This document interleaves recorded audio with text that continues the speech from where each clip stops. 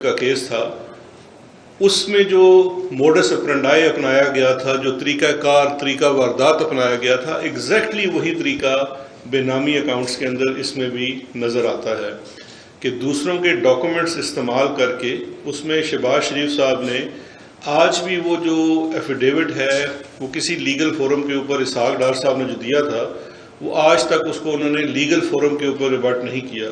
اور حدیبیہ پیپر مل میں آپ جانتے ہیں تکنیکی بنیاد کے اوپر ان کا کیس ختم ہوا تھا سپریم کورٹ آف پاکستان سے، میرٹ کے اوپر نہیں ہوا تھا. اس میں دیے گئے ایفیڈیوٹ کے مطابق شہباز شریف نے ایک بحرینی خاتون صدیقہ سعیدہ کا پاسپورٹ دیا تھا اسحاق ڈار کو، اور پھر اسحاق ڈار نے اس کے نام کے اوپر بے نامی اکاؤنٹ کھلوایا تھا. اس کیس کے اندر بھی کچھ ایسی ہی تفصیلات ہیں. تو میں کچھ تفصیلات آپ سے شیئر کرتا ہوں. آپ کو ایک پوری پریس بریف بھی میں نے دے دیا ہے جس کے اندر یہ تمام اکاؤنٹس کی ڈیٹیلز ہیں. اس چلان کے مطابق شہباز شریف جو چیف منسٹر رہے 2008 سے لے کے 18 تک، ان کے صاحبزادے حمزہ شہباز اور سلیمان شہباز اور دیگر ملزمان کے ساتھ یہ لوگ منی لانڈرنگ کے مرتکب پائے گئے. 16 ارب سے زائد کی منی لانڈرنگ جو ہے وہ انہوں نے تقریباً 28 خفیہ بے نامی اکاؤنٹس کے تھرو کی. 28 اکاؤنٹس کے تھرو 16 ارب سے زیادہ کی منی لانڈرنگ کی. اور اس اکاؤنٹس کے اندر جو پیسے وصول کیے وہ انلیگل گریٹیفیکیشن کے ضمن میں بھی آتے ہیں، کرپشن کے ضمن میں بھی آتے ہیں، اور وہ منی لانڈرنگ بھی ہے. جو 28 اکاؤنٹس تھے یہ تمام جو آپریٹ ہوئے کھلے، یہ سن 2008 سے لے کے 2018 تک کے تھے. یہ تقریباً وہی عرصہ بنتا ہے جس عرصے میں شہباز شریف صاحب پنجاب کے وزیر اعلیٰ تھے. اب یہ جو 28 اکاؤنٹس ہیں، بے نامی اکاؤنٹس ہیں، یہ تمام اکاؤنٹس رمضان شوگر مل کے جو چھوٹے ملازمین ہیں ان کے ناموں پہ کھلوائے گئے. اور یہ بڑا ریلیونٹ فیکٹ ہے کیونکہ جب کسی شخص کے نام، اگر آپ جا کے بینک میں اکاؤنٹ کھولتے ہیں تو آپ کو اکاؤنٹ کھولنے کے لیے اپنی سیلری سلپ دینی پڑتی ہے، سیلری سرٹیفکیٹ دینا پڑتا ہے، اپنے پروفیشن کا بتانا پڑتا ہے. بینکنگ ایک رجیم ہے نو یور کسٹمر جس کے تحت مینیجر کی ڈیوٹی ہے اور ان کے کمپلائنس ڈپارٹمنٹ کی ذمہ داری ہے کہ جو کلائنٹ جس کا اکاؤنٹ ہے وہ یہ دیکھا جائے کہ اس کی ماہانہ آمدن کتنی ہے، اس کا سورس آف انکم کتنا ہے، اور اس کے مطابق وہ اکاؤنٹ آپریٹ ہوتا ہے. اور اس اکاؤنٹ میں جب کوئی بھی ارریگولر ایکٹیویٹی یعنی کہ بہت زیادہ پیسہ آنا شروع ہو تو اس کو اس کی رسپانسبلٹی ہے اس کو رپورٹ کرنے کی. تو یہ جو لو انکم کے ملازمین ہیں ان کے سیلری سرٹیفکیٹس بھی ساتھ لگے ہوئے ہیں.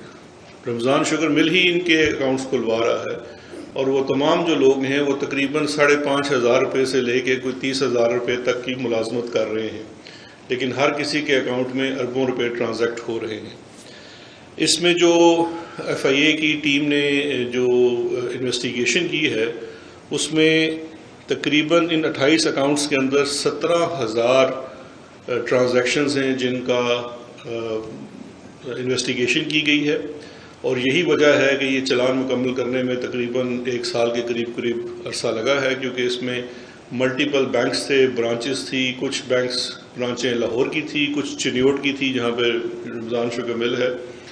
اور وہاں پہ جو 17,000 ٹرانزیکشنز اس میں ریلیونٹ ہیں ان کو دیکھا گیا ہے، پرکھا گیا ہے. اس میں پیسے جمع کرانے والے ان سب کو بھی انویسٹیگیٹ کیا گیا ہے. اور ایک بڑی اہم بات یہاں پہ کرنا ضروری ہے کہ شریف خاندان نے ایف آئی اے کی انویسٹیگیشن کے دوران تو کوئی تعاون نہیں کیا اور کوئی خاطر خواہ جواب بھی نہیں دیا، لیکن میڈیا میں جو وہ یا ان کے ترجمان بات کرتے ہیں وہ کہتے ہیں جی یہ شوگر کے کاروبار سے متعلقہ چیزیں تھیں. یہ جتنی اس وقت چلان کے اندر ٹرانزیکشنز شو کی گئی ہیں 16 ارب کی، ان میں سے ایک کا بھی تعلق شوگر کے کاروبار سے نہیں ہے. کیونکہ میں ابھی آپ کو بتاؤں گا آگے مثال دے کے کہ کون کون لوگ تھے جن کے ناموں پہ پیسے بھی جمع ہوئے، وہ کس طرح سے شوگر کے کاروبار سے ان کا تعلق ہو سکتا ہے. ایون اگر شوگر کے کاروبار سے بھی تعلق ہوتا تو بے نامی اکاؤنٹ کھولنا ایک جرم ہے، لیکن ہم یہ بھی ان کو ڈسکاؤنٹ دینے کو تیار ہیں کہ چلیں شاید چینی کے کاروبار میں آپ نے کوئی انڈر انوائسنگ کی یا آؤٹ آف دا بکس آپ نے کچھ چینی بنائی اور کی، یہ وہ بھی نہیں ہے. اور یہاں شواہد ہیں کہ ان اکاؤنٹس کے اندر کک بیکس اور کمیشن بھی وصول کیے گئے ہیں۔ اب اس کی ایک مثال میں آپ کو دینا چاہوں گا۔ ایک اس کے اندر گلزار نامی گلزار احمد خان جو کہ چپڑاسی تھا، پی این تھا رمضان شوگر مل میں، اس کے اکاؤنٹ کے اندر، اب اس میں دو بڑی امپورٹنٹ چیزیں ہیں۔ اس کے اکاؤنٹ کے اندر ایک چیک جمع ہوتا ہے 5 ملین کا، وہ چیک آتا ہے اورنگزیب بٹ نامی شخص کے نام سے، اور یہ بڑا امپورٹنٹ ہے کیونکہ یہ وہ کنیکشن ہے جو شہباز شریف کا ڈائریکٹ کنیکشن ہے۔ جب پروسیکیوشن یہ کہتی ہے اور چلان یہ کہتا ہے کہ اس گروہ کا جو سرغنہ تھا، جو سربراہ تھا، وہ شہباز شریف تھا، یہ اس کا ایک ثبوت ہے، دیگر ثبوتوں کے علاوہ یہ ایک بڑا امپورٹنٹ ثبوت ہے جو کنیکٹ کرتا ہے شہباز شریف کو اس پروسیڈ آف کرائم کے ساتھ۔ جو اورنگزیب بٹ صاحب ہیں، یہ 5 ملین ان کے اکاؤنٹ سے account to account Gulzar Ahmed Khan کے اکاؤنٹ میں آتا ہے جو کہ پی این ہے۔ اس اکاؤنٹ میں ٹوٹل جو ٹرانزیکشن ہوئی ہے وہ 1 ارب روپے سے زائد کی ہوئی ہے۔ گلزار احمد کی اپنی تنخواہ شاید 10-12 ہزار روپے سے زیادہ نہیں ہے۔ اس چیک آنے کے بعد ٹوٹل ویسے گلزار احمد نے 10 ملین ادا کیے، باقی کے جو 5 ملین ہیں وہ دوسرے 2 بینامی اکاؤنٹس میں جمع کرائے جو کہ نیب کے ریفرنس کا حصہ ہے۔ لیکن 5 ملین جو جہاں جمع کرائے جاتے ہیں 2013 اور 14 میں، اس کے بعد انہی اورنگزیب بٹ صاحب کو گجرات کی بیوٹیفیکیشن ایک کمیٹی بنائی جاتی ہے، اس کا سربراہ بنا دیا جاتا ہے۔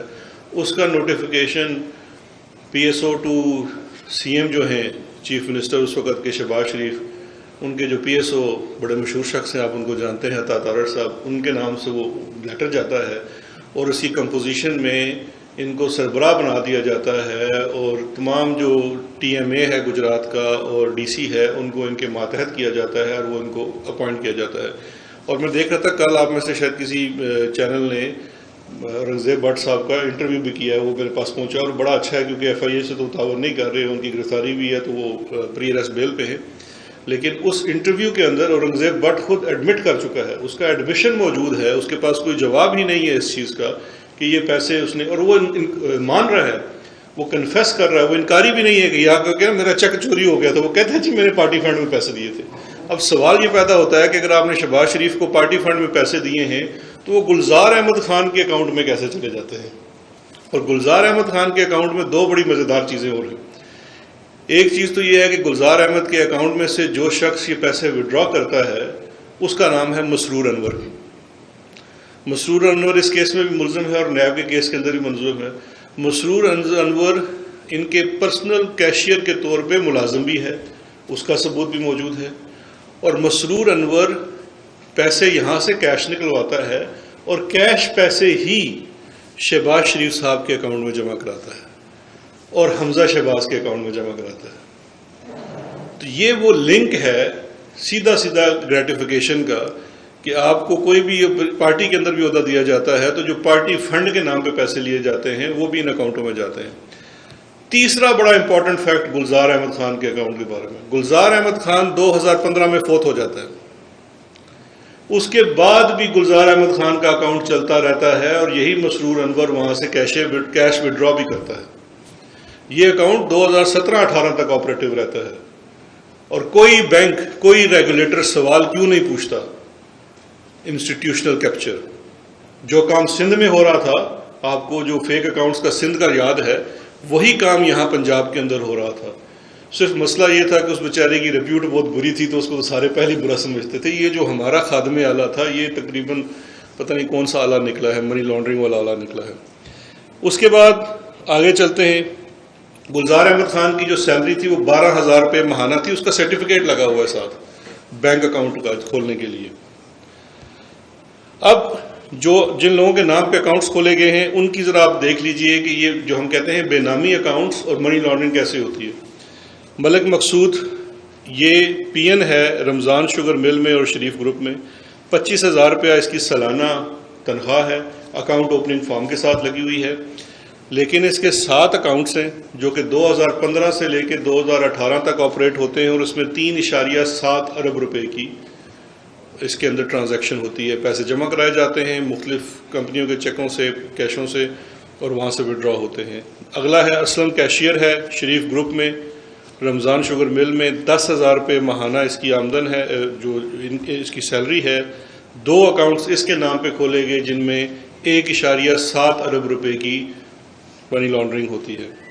تیسرا ہے کلرک ہے رمضان شوگر مل میں اظہر عباس، 9,000 روپیہ ماہانہ 2001 میں امپلائی ہوتا ہے رمضان شوگر مل میں، اور اس کے ساتھ ہی اس کے 2 اکاؤنٹس کھول لیے جاتے ہیں جس میں 1.6 ارب روپے کی منی لانڈرنگ ہوتی ہے۔ غلام شبر قریشی ہے، سٹور کیپر ہے شریف گروپ رمضان شوگر مل میں، 10,600 روپیہ 2012 میں اس کی سیلری ہے، اور 2017 تک اس کے نام کے اوپر 2 اکاؤنٹس آپریٹ ہوتے ہیں 1.5 ارب روپے کے۔ اسی طرح سے خضر حیات نظر ہے، یہ اسسٹنٹ ہے شریف گروپ میں رمضان شوگر گروپ میں، 21,500 روپیہ اس کی تنخواہ ہے اور 1.4 ارب روپیہ اس کے اکاؤنٹ میں آتا ہے۔ گلزار احمد خان جو میں نے بتایا جو فوت بھی ہو گیا شخص، 12,800 روپیہ اس کی سیلری ہے، 2012 میں یہ امپلائی ہوتا ہے ان کے پاس، اور 1.2 ارب روپے اس کے اکاؤنٹ میں آتے ہیں۔ اقرار حسین ہے، 13,000 روپے ملازم ہے چنیوٹ پاور لمیٹڈ میں کلرک کے طور پہ، اس کے نام پہ بھی 2 اکاؤنٹ اور 1.1 ارب روپیہ۔ محمد انور یہ اسسٹنٹ ہے، یہ دوسرے مسرور انور سے الگ ہے، اس کا نام محمد انور ہے، یہ اسسٹنٹ ہے، 15,000 روپیہ اس کی تنخواہ ہے اور 883 ملین یعنی کہ 88 کروڑ روپیہ اس کے ٹرانزیکٹ ہوتا ہے اکاؤنٹ میں۔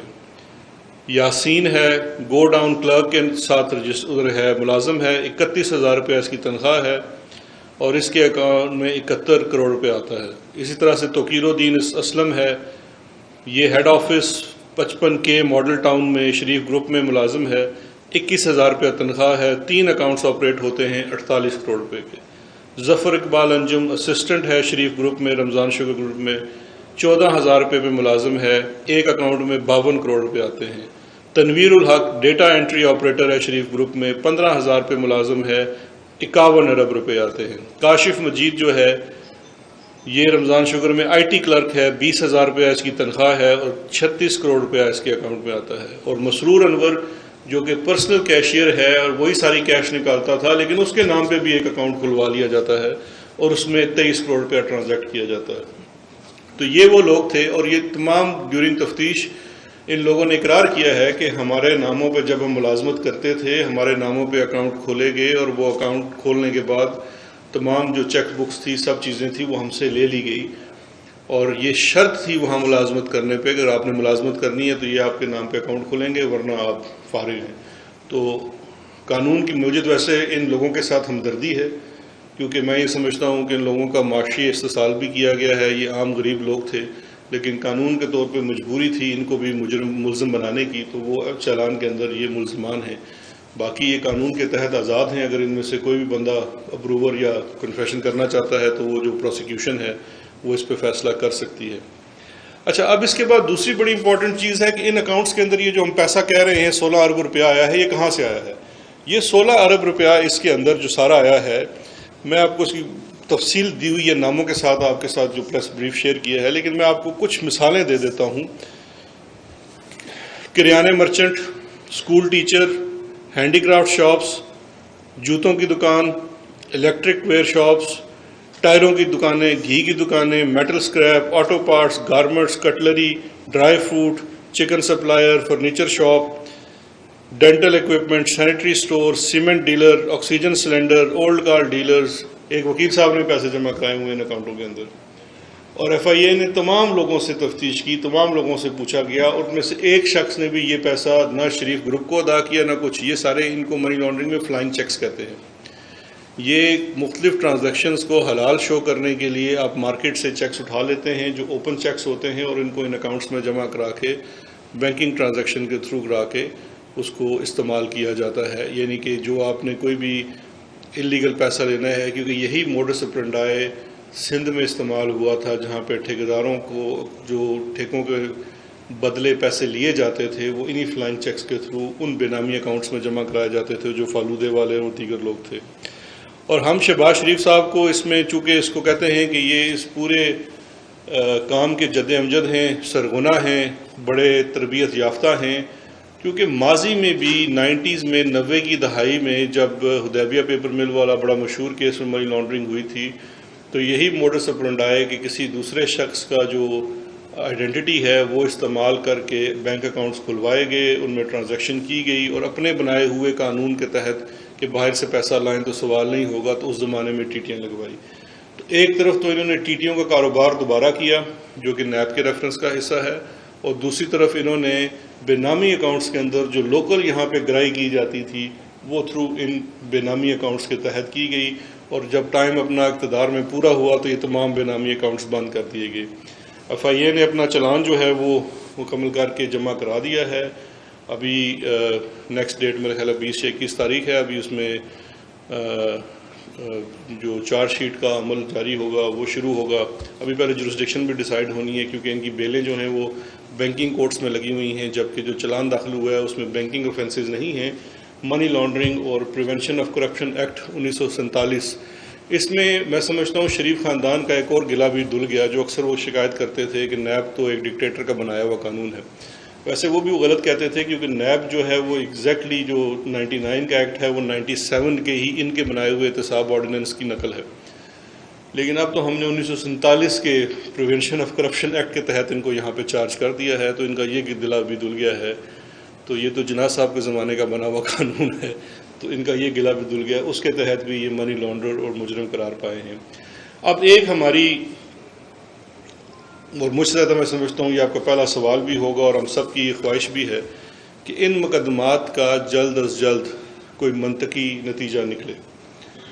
اب دو چیزیں ہیں، پہلے تو کسی بھی مقدمے کے لیے جو سب سے امپورٹنٹ چیز ہے وہ انویسٹیگیشن ہے۔ جب تک اچھی تفتیش نہیں ہوگی، ڈاکومنٹ ایویڈنس نہیں لگے گا، اچھی پروسیکیوشن نہیں ہو سکتی، اور اس کی تمام تب ذمہ داری حکومتی اداروں کے اوپر ہوتی ہے یا ان انڈیپینڈنٹ اداروں کے اوپر ہوتی ہے جو یہ تفتیش کرتے ہیں، چاہے وہ نیب ہے، اینٹی کرپشن ہے، ایف آئی اے ہے، یا even police normal criminal cases کے اندر۔ جب چلان داخل کر دیا جاتا ہے تو حکومتی کام صرف ہو جاتا ہے پروسیکیوشن کی حد تک، کافی حد تک یہ ذمہ داری عدالت کے اوپر چلی جاتی ہے، اور عدالت کی ذمہ داری ہے کہ اس طرح کے امپورٹنٹ اور پبلک جو امپورٹنس کے نوعیت کے کیسز ہیں انہیں ڈے ٹو ڈے ٹرائل کیا جائے۔ ہم نے ماضی میں بھی کیا دیکھا ہے کہ بہت سارے ملزمان جو ہیں وہ ڈیلے ٹیکٹکس کر کے بچ جاتے ہیں۔ پہلا کام ایز اے ڈیفنس لائر ہر کسی کا یہ ہوتا ہے کہ جتنا ان چیزوں کو طوالت دی جا سکے تو دیں۔ اس کے لیے کیا طریقہ ہوتا ہے؟ سب سے پہلے چلان داخل ہو گیا تو جورسڈکشن چیلنج کر دو، جورسڈکشن کے بعد چارج شیٹ چیلنج کر دو، وہ اگر ٹرائل کورٹ آپ کو ریجیکٹ کرتی ہے تو آپ اس کے اوپر اپیل میں چلے جاؤ، ٹرائل رک جائے گا ہائی کورٹ چلے جاؤ، اس میں کوئی قانونی نقطہ نکال کے سپریم کورٹ چلے جاؤ۔ ہماری یہ بڑی مؤدبانہ گزارش ہے honourable chief justice of Pakistan سے بھی، chief justice of Lahore high court سے بھی، کیونکہ وہ ایڈمنسٹریٹو انچارج ہیں تمام عدالتوں کے۔ حکومت پابند ہے جو بھی آپ کو اسسٹنس چاہیے فار ایڈمنسٹریشن آف جسٹس، چاہے اس میں مزید عدالتوں کا قیام ہو، چاہے اس میں سہولتیں ہوں عدالتی نظام کو بہتر بنانے کے لیے۔ جو پروسیکیوشن کی ڈیوٹی ہے کہ ہم نے گواہ پیش کرنے ہیں، اپنی پروسیکیوشن کرنی ہے، ڈے ٹو ڈے ہیئرنگ کرنی ہماری درخواست ہے۔ ہم نے نیب میں بھی یہ درخواست کی ہے، ہم یہ ایف آئی اے میں بھی درخواست کرتے ہیں کہ جو اسپیشل جج کے پاس کیس چل رہا ہے ان مقدمات کی ڈے ٹو ڈے ہیئرنگ کریں۔ یہ اب پروسیکیوشن کے لیے بالکل تیار ہیں۔ ہمارے اداروں نے، ہم نے کوئی نئی ہائرنگ نہیں کی، کوئی باہر سے لوگ نہیں لائے، اسی ملک میں جو اچھے لوگ تھے، کام کرنے والے لوگ تھے، انہی اداروں نے یہ انویسٹیگیشنز کی ہیں۔ ہم آپ کو یہ بھی کہتے ہیں کہ آپ اگر کرنا چاہیں اور ملزم اگر اس پہ اگری کرتا ہے تو بے شک اس کو پبلکلی ایئر بھی کیا جائے، اس کی لائیو ٹی وی کوریج کرائی جائے تاکہ سب پتہ لگے کہ عدالت میں کیا ہوتا ہے۔ اور سیکنڈلی ہماری گزارش ہے کہ خدا را ان کیسز کی آپ ڈے ٹو ڈے ہیئرنگ کریں، کیونکہ پاکستان کے عوام یہ جاننا چاہتے ہیں کہ ان چیزوں میں اصل میں ہے کیا۔ اگر اس میں کوئی چیز نہیں ہے تو وہ بات بھی ختم ہونی چاہیے اور ہم ذمہ وار ہوں گے، لیکن اگر اس میں کوئی چیز ہے تو ان مقدمات کا فیصلہ ہونا چاہیے۔ ایسے نہ ہو کہ یہ مقدمات سالہ سال چلے، یہ بڑا امپورٹنٹ ہے۔ اور میں یہ سمجھتا ہوں ہم سے جو بارہا انٹرنیشنل سطح پہ سوال کیا جاتا ہے کہ آپ کتنے سیریس ہیں منی لانڈرنگ کے جرائم کو روکنے کے لیے، تو اس میں چھوٹی سطح کے جرائم میٹر نہیں کرتے، بڑی کرپشن میٹر کرتی ہے۔ بڑے سطح کے کیسز میٹر کرتے ہیں، تو ان کیسز کا کنکلوژن بڑا ضروری ہے، اور اس کے لیے ہماری استدعا ہے عدلیہ سے کہ وہ اس کی ڈے ٹو ڈے ہیئرنگز کریں۔ مزید کورٹس، ابھی اکاؤنٹیبلٹی کورٹس میں بھی اضافہ کیا گیا ہے، چیف جسٹس صاحب نے حکم کیا تھا، ہم نے 30 مزید عدالتیں بنا دی ہیں اکاؤنٹیبلٹی کی، جس میں سے 5 ایڈیشنل عدالتیں لاہور میں بنی ہیں، نئی بلڈنگ بھی ان کو دے دی گئی ہے۔ حکومت کا کام اس کے بعد ختم ہو جاتا ہے، کیونکہ اس کے بعد عدلیہ کا ایک اپنا آزاد اختیار ہے، اپنا دائرہ کار ہے، اس کے اندر ہم انٹرفیئرنس نہیں کر سکتے، تو ہم صرف درخواست کر سکتے ہیں۔ بہت شکریہ۔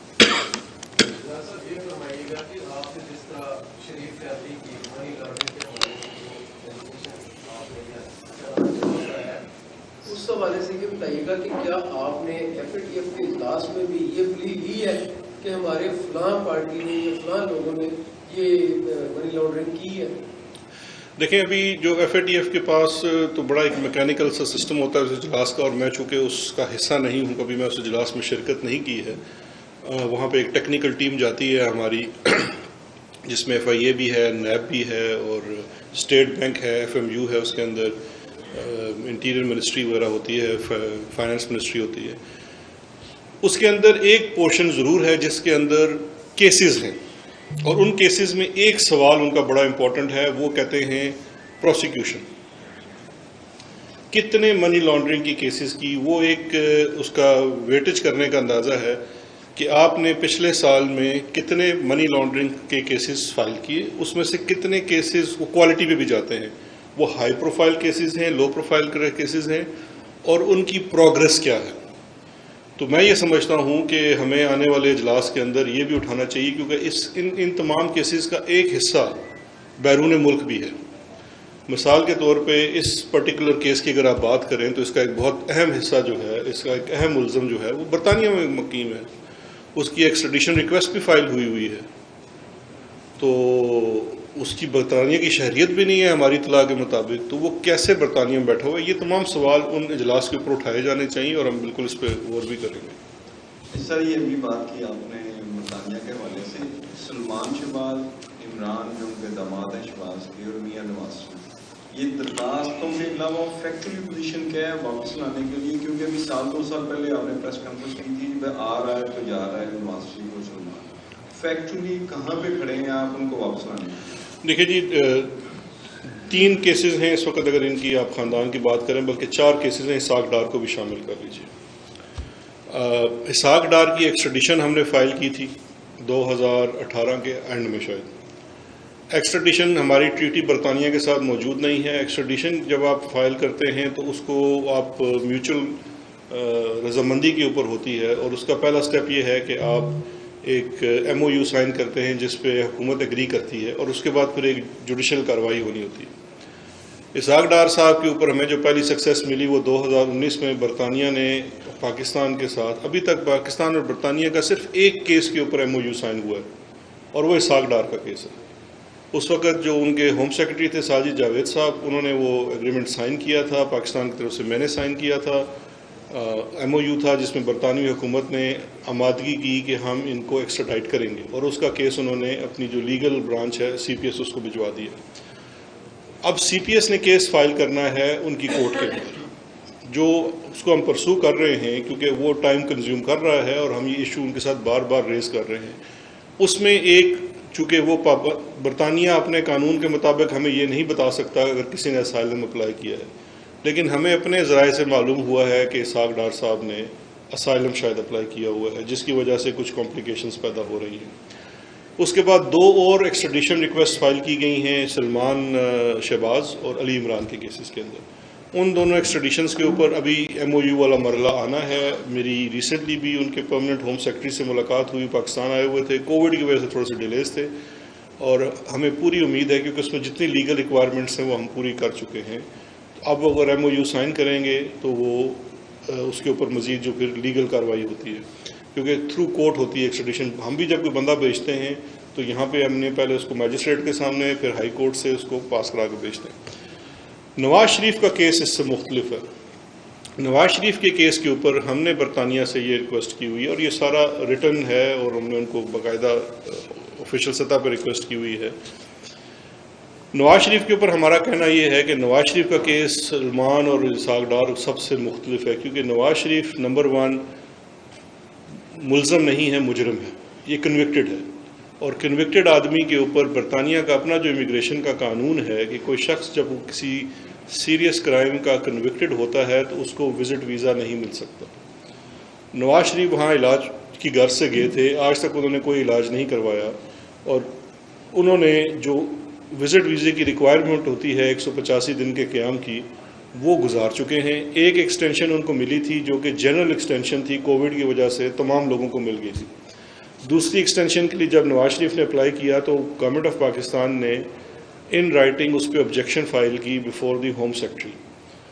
وہ آبجیکشن جو تھی وہ میری طرف سے ہی گئی، اور اس کے اوپر ہم نے ان کو 2 خطوط 2 مراسلے ارسال کیے، جس میں تمام کیسز اور تمام عدالتوں کے فیصلے ساتھ لگا کے بھیجے۔ ان سب چیزوں کو سامنے رکھتے ہوئے ہوم سیکرٹری نے نواز شریف صاحب کی جو اپلیکیشن تھی اس کو ریجیکٹ کر دیا کہ آپ کو ایکسٹینشن نہیں دی جا سکتی۔ نواز شریف نے اس فیصلے کو امیگریشن ٹریبیونل میں چیلنج کیا ہوا ہے۔ ابھی اس امیگریشن ٹریبیونل نے فیصلہ کرنا ہے۔ اگر امیگریشن ٹریبیونل یہ فیصلہ کرتا ہے کہ ہوم سیکرٹری کا فیصلہ درست تھا تو نواز شریف کو برطانیہ چھوڑنا پڑے گا۔ فیکچوئل سچویشن یہ ہے کہ نواز شریف کا اس وقت پاسپورٹ بھی ایکسپائر ہو چکا ہے۔ انہوں نے اپنے پاسپورٹ کی رینیول کی جو درخواست دی تھی ان کو باقاعدہ لکھ کے بتا دیا گیا ہے کہ آپ پروکلیمڈ آفینڈر ہیں۔ اسلام آباد ہائی کورٹ نے آپ کے پروکلیمیشن کے آرڈرز ایشو کیے ہوئے ہیں، اکاؤنٹیبلٹی کورٹ نے آپ کے پروکلیمیشن کے آرڈرز ایشو کیے ہوئے ہیں۔ ایز پروکلیمڈ آفینڈر آپ کے پاس رائٹ نہیں ہے پاسپورٹ لینے کا۔ آپ پاکستان میں درکار ہیں، آپ جب پاکستان آنا چاہیں گے آپ کو 1 ٹائم ٹریول ڈاکومنٹ ہوتا ہے ایک اسپیشل، وہ دیا جائے گا جو صرف ویلڈ ہے پاکستان آنے کے لیے، یعنی کہ آپ سعودیہ یا امریکہ یا کسی اور ملک نہیں جا سکتے، اور ہماری اطلاع کے مطابق ان کے پاس کوئی اور ملکی شریعت نہیں ہے۔ تو اس وقت نواز شریف کی جو پوزیشن ہے وہ قدرے سخت ہے۔ جیسے ہی امیگریشن ٹریبیونل کا فیصلہ ہوتا ہے، انلیس اور انٹل وہ اس کو ہائی کورٹ میں بھی چیلنج کرنے کا سوچیں، اگر فیصلہ سیکرٹری آف اسٹیٹ کے حق میں ہوتا ہے تو پھر نواز شریف کو برطانیہ چھوڑنا پڑے گا، یا پھر ایک اور اپیل ان کے پاس باقی رہے گی، اس کے بعد پھر اپیلیں بھی ختم ہو جائیں گی۔ تو ہم اس کو ایکٹیولی پرسو کر رہے ہیں، کیونکہ گورنمنٹ کا یہ بڑا سٹانس ہے کہ ہم اس کو واپس لانا چاہتے ہیں۔ ویسے بھی میں نے کچھ کل کسی میڈیا میں بھی سنا ہے کہ جی خود واپس آنا چاہ رہے ہیں، تو اگر واپس آئیں تو ان کا بہت بےتابی سے کوٹ لکھپت جیل میں انتظار ہو رہا ہے، تو ہی از موسٹ ویلکم۔ سر یہ بتائیے گا کہ جن بینکوں نے یہ اکاؤنٹ کھولے اور مین منی لانڈرنگ کا حصہ بنے ہیں ان کے خلاف کیا کارروائی کر رہے ہیں؟ دوسرا، اگر ڈے ٹو ڈے اس کی ہیئرنگ نہیں ہوتی اور جس طرح ماضی میں بھی دیکھا گیا ہے تو اس کے بعد آپ کیا کریں گے؟ کیونکہ سال تو آپ کے پاس رہ گیا ہے، اس کے بعد الیکشن آ جائیں گے، پھر حکومت آتی نہیں آتی، تو لگ تو یہی رہا ہے کہ بس یہ سال بھی کس طرح گزر جائے گا۔ دیکھیں 2 چیزیں، آپ کا سوال بڑا پرٹیننٹ ہے۔ پہلی تو جو بینکرز کا ایشو ہے وہ ایف آئی اے نے اس دفعہ جو چلان ابھی داخل کیا ہے اس میں ان کو ملزم نہیں بنایا ہے۔ اب اس کے اوپر ہمارے پاس 2 چوائسیز ہیں۔ ایک تو یہ ہے کہ ریگولیٹری رجیم میں ان بینکس کو اسٹیٹ بینک کو کیا جائے اور وہ اسٹیٹ بینک ریگولیشنز کے تحت ان بینکرز کے خلاف کارروائی کی جائے۔ یہاں پہ ان کو نہ شامل کرنے کی ایک ٹیکٹیکل وجہ بھی ہے، کوئی اتنی ڈھکی چھپی بات نہیں ہے۔ جتنے ملزمان زیادہ ہوں گے اتنا ٹرائل لمبا ہوتا ہے، تو اگر ان کا اوپر مقدمہ داخل بھی کرنا ہے تو ان کے خلاف الگ سے بھی داخل کیا جا سکتا ہے۔ تو یہ ایف آئی اے کی جو ٹیم ہے وہ اپنے اس دائیں عمل میں آزاد ہیں۔ جو ڈے ٹو ڈے ٹرائل کی آپ بات کر رہے ہیں، دیکھیے یہ ہمارا مطالبہ صرف کوئی میرا مطالبہ نہیں ہے یا کوئی پی ٹی آئی کی گورنمنٹ کا مطالبہ نہیں ہے، یہ پاکستان کی عوام کا مطالبہ ہے کہ ان کیسز کا فیصلہ کیا جائے۔ اب اس ملک میں سب سے بڑا المیہ کیا ہے اس وقت؟ دیکھیں جو لیک آف جسٹس ہے یہ تقریباً ہر شعبے میں آ چکا ہے۔ ہم ایک لمحے کے لیے ان تمام کیسز کو سائڈ پر رکھ دیتے ہیں اور یہ سوچتے ہیں کہ عام مقدمات میں کیا ہوتا ہے۔ ہمیں اس پہ بڑا سر جوڑ کے بیٹھنے کی ضرورت ہے، اور ایک اس میں اپوزیشن کو بھی یہ ہم کہتے ہیں، اس میں دیگر ادارے بھی ہیں، عدلیہ ہے، ہمیں سر جوڑ کے بیٹھنا ہے کہ کیوں کر پاکستان میں ہم ایسا نظام کیوں نہیں بنا سکتے کہ جہاں پہ مقدمات کا فیصلہ سال کے اندر اندر ہو جائے، ٹرائل تو ایٹ لیسٹ 1 سال کے اندر ختم ہو جانے چاہیے۔ اور میں چونکہ خود اس شعبے سے وابستہ ہوں، مجھے خود اس میں مسائل کا ادراک ہے بہت حد تک۔ ہمارے ہاں جس تیزی سے آبادی بڑھی ہے اس تیزی سے ہم نے نہ عدالتیں بڑھائی ہیں نہ ججز کی تعداد بڑھائی ہے۔ مجھے ججز کی مجبوری کا بھی پتہ ہے۔ آپ یہ ایوان عدل میں چلے جائیں، میں خود یہاں پریکٹس کرتا رہا ہوں، ایک جج کے سامنے 400 کیسز کی کاز لسٹ ہوتی ہے، اس بیچارے نے کیا سارا دن انصاف کرنا ہے؟ تو یہ تمام وہ چیزیں ہیں، لیکن یہ حکومت اس چیزوں کے اوپر کام کرنے کے لیے تیار ہے، اور اس میں سب سے بڑی چیز ہونی ہے انویسٹمنٹ کی۔ معاشی تنگی کے باوجود حکومت تیار ہے، کیونکہ یہ بڑا امپورٹنٹ ہے۔ جس معاشرے میں انصاف نہیں ہوتا اس معاشرے میں پھر بہت سارے مسائل شروع ہو جاتے ہیں۔ ہمارے معاشرے کے اندر بہت سارے جو شدت پسندی کے مسائل ہیں، اس کی بہت بڑی وجہ انصاف کی فراہمی نہ ہونا ہے۔ تو اس لیے یہ ایک اہم مدعا ہے، اور اس کے اوپر ایک اسپیسیفک کیس میں تو بالکل ہم ہر کوشش کریں گے کہ یہ ڈے ٹو ڈے یا ہفتے میں 3-4 دن ٹرائل ہو، لیکن عام کیسز کے اندر بھی میں سمجھتا ہوں، اور ابھی بہت بڑا ایک پیکج لا رہے ہیں ہماری جو لا منسٹری ہے، اس کی اس وقت کنسلٹیشن بار کونسل سے، کیونکہ حکومت نے اپنی سطح پہ تو پورا ایک کرمنل جسٹس ریفارم پیکج تیار کیا ہے جس میں ٹرائل بڑی تیزی سے ہو سکیں گے۔ اس میں اب یہ ہم بار کونسل سے اور جوڈیشری سے کر رہے ہیں، اور اینڈ آف ڈسمبر اس کی ڈیڈ لائن ہے، وہ کنسلٹیشن پوری ہو جائے گی تو یا اینڈ دسمبر یا جنوری میں وہ اس کو پیش کر دیا جائے گا پارلیمان کے سامنے، تاکہ جو سسٹمیٹکلی ہم تبدیلی کر سکتے ہیں نظام کی بہتری کے لیے وہ کی جا سکے۔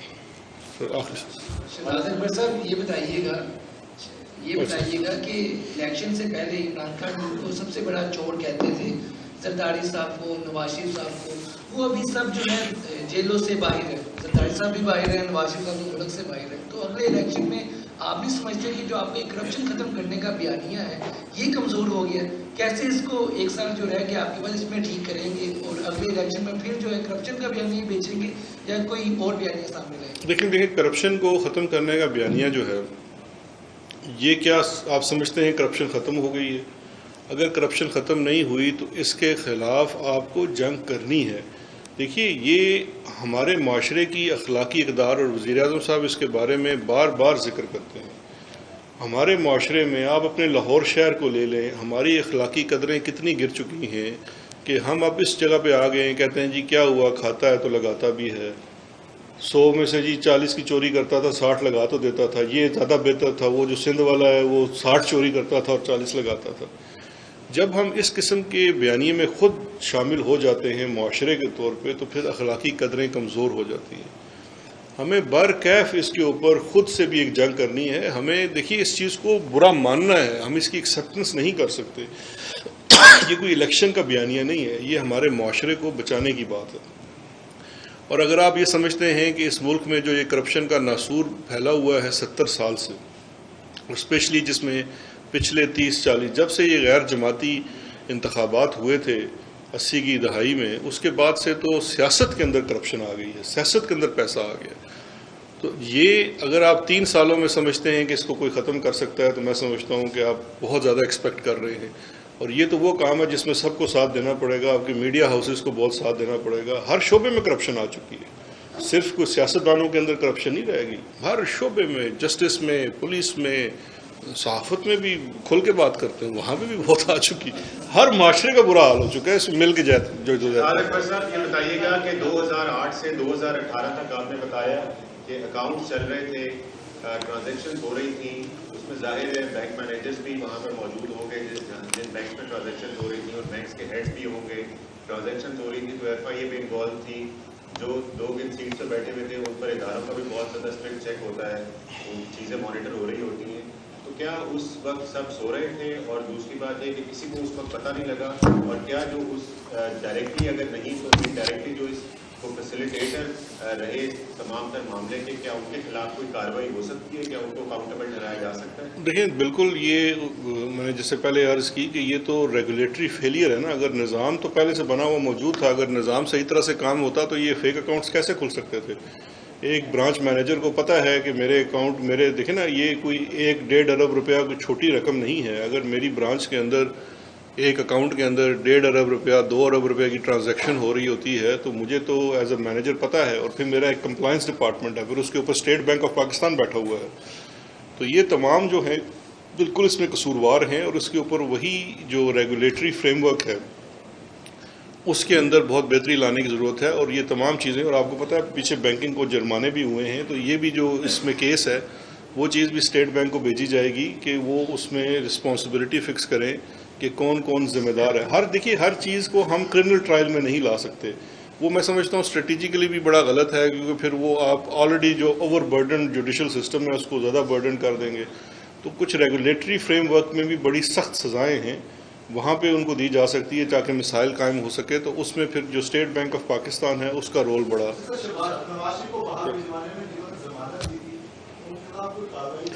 دیکھیں جو کنٹمپٹ آف کورٹ بنتی ہے, کنٹمپٹ آف کورٹ تو اب آنریبل کورٹ کو دیکھنی چاہیے کہ جنہوں نے ضمانت دی تھی اس ضمانت کے اوپر اب کیا کارروائی کی جا سکتی ہے. ایک سوال ہے سر, اسلام آباد ہائی کورٹ کے ریمارکس ہے جعلی اکاؤنٹس کے اوپر کہ بہت زیادہ کیسز قانون نہ ہونے کے باعث اس طرح خراب ہو جاتے ہیں. آپ کیونکہ احتساب کے مشیر ہیں, تو آپ یہ نیب کی کارکردگی کس کے اوپر عائد کریں گے؟ دیکھیں دو چیزیں ہیں. ایک تو یہ جو عدالتی ریمارکس ہوتے ہیں ان کی کوئی جو عدالت کے اندر باتیں کی جاتی ہیں, چونکہ وہ رپورٹ تو ہو جاتی ہیں, اوپن کورٹ ہے, لیکن جو چیز میٹر کرتی ہے وہ ہوتی ہے جو ایک فیصلے کا حصہ بنتی ہے, جو کہ فیصلہ آتا ہے. بہت سارے قوانین کی کمی بھی ہے پاکستان میں, لیکن بہت سارے قوانین زیادہ بھی ہیں. دیکھیے صرف ایک ادارے کے اوپر الزام ٹھہرانا کہ جی نیب نے تفتیش اچھی نہیں کی, یہ تھوڑا سا میں سمجھتا ہوں اوور سمپلیفیکیشن ہو جائے گی. اگر میں اس کو زیادتی نہ بھی کہوں تو یہ اوور سمپلیفیکیشن ہو جائے گی. اس کے اندر نیب کے علاوہ باقی دیگر ادارے بھی شامل ہیں, اور یہ جو منی لانڈرنگ کو روکنا ہے یہ صرف نیب نہیں اس کے اوپر کام نہیں کرنا, اس کے اوپر SECP نے بھی کام کرنا ہے جہاں کمپنیز کی آتا ہے, اسٹیٹ بینک آف پاکستان بھی ہے. نیب تو بہت اینڈ کے اوپر آتا ہے. اور پھر اس کے بعد کچھ جو ہے میں سمجھتا ہوں عدالتوں کے اندر اسپیشلی فائنینشیل کرائمز کے اوپر میں سمجھتا ہوں کہ ہمیں بہت زیادہ ٹریننگ کی ضرورت ہے, نہ صرف اپنے انویسٹیگیٹرز اور پروسیکیوٹرز کی بلکہ ان عدلیہ کے اراکین کی بھی جو ان کیسز کو سنتے ہیں. بیکاز ہمارا کوئی ماضی میں ایکسپیرینس تو نہیں ہے, ہم کو عقل کل تو ہے نہیں کہ جو کیس آئے گا ہم اب اگر ہم فائنینشیل کرائم میں بھی قتل کی گواہیاں ڈھونڈنا شروع کر دیں گے تو وہ آف کورس پاسبل نہیں ہو سکے گا. تو اس سب پہ کام کرنے کی ضرورت ہے. میرا خیال ہے کہ ذمہ داری ٹھہرانے سے بہتر یہ ہے کہ سر جوڑ کے بیٹھیں اور اس پہ کوئی بہتری کا لایا عمل کریں. 3.5 سال ہو چکے ہیں آپ گورنمنٹ کو, یار بار بار گنا رہے ہو, 3.5 ہو گئے نا, 1.5 رہ گئے. کیا کریں گے آپ, مطلب کہ عدالتوں میں قیمت کا سامنا کرنا پڑتا ہے, اب کتنا درکار آپ کو ہوتی ہے؟ دیکھیں دو چیزیں ہیں. ایک تو یہ ہے کہ نیب کے اندر تو ہم نے پہلے سے بھی, کیونکہ نیب کی اپنی پروسیکیوشن ہے, FIA کی اپنی پروسیکیوشن نہیں ہے, اور یہ کافی زیادہ ہمیں اس میں دیکھنا پڑ رہا ہے کہ کیسز کے اندر پروسیکیوشن تھوڑی ویک ہوتی ہے. تو اس کے لیے بھی ہم نے ایک سمری موو کی ہوئی ہے FIA کی حد تک کہ جو FIA کی پروسیکیوشن ہے اس کو بھی نیب کی طرز پہ کانٹریکچوئل پروسیکیوٹرز جو ہے وہ لینے کی اجازت دی جائے. وہ اگلے ماہ آ رہی ہے کیبنٹ سامنے, وہ کیبنٹ اگر اپروو کر دیتی ہے تو اس سے جو FIA کی پروسیکیوشن ہے, کیونکہ اس میں ہمیں ایک ٹارگٹ بھی ملا ہوا ہے FATF کی جانب سے منی لانڈرنگ کے کیسز کے اوپر, ہم نے ایک کوانٹم دکھانا ہے کہ جہاں پہ ہم نے سکسیزفل پروسیکیوشن فائل کی ہے اور اس میں پروگرس دکھانی ہے. وہ ہم سے یہ نہیں کہتے کہ آپ نے 1 مہینے کے اندر ٹرائل کنکلوڈ کرنا ہے, کیونکہ وہ تو عدالت نے کرنا ہے, لیکن اس میں کم از کم ہمیں اپنا وہ, کیونکہ وہ کیسز دیکھتے ہیں, تو اس کے لیے بھی بڑا ضروری ہے کہ ہم جو اسپیشل پروسیکیوٹرز ہیں وہ مارکیٹ سے لیں, تبھی بہتر ہو سکتا ہے. کیونکہ ایک بڑا عجیب سی چیز بن جاتی ہے کہ آپ دیکھتے ہوں گے کہ ہر بڑے کیس میں جو ڈیفنس لائر ہے وہ آپ لاہور کے بھی دیکھ لیں تو تمام بڑے نام ایک طرف کھڑے ہوتے ہیں, اور بیچارہ ادھر ہمارا ایک مظلوم سا 75,000 روپے ماہانہ والا پروسیکیوٹر کھڑا ہوتا ہے. تو وہ تو سوزوکی آلٹو اور فراری کا تو مقابلہ نہیں ہو سکتا. تو اس کو بہتر کرنے کی ضرورت ہے جو حکومتی وسائل کے اندر, اس لیے ہم اس کو کانٹریکچوئل لا رہے ہیں کہ تھوڑے سے بہتر پروسیکیوٹرز آ سکیں تاکہ ایک تھوڑا سا بیلنس ہو سکے اس نظام کے اندر. سر سر تسی جدو سوال کرتے ہو آف کیمرہ کرو, آ جاؤ.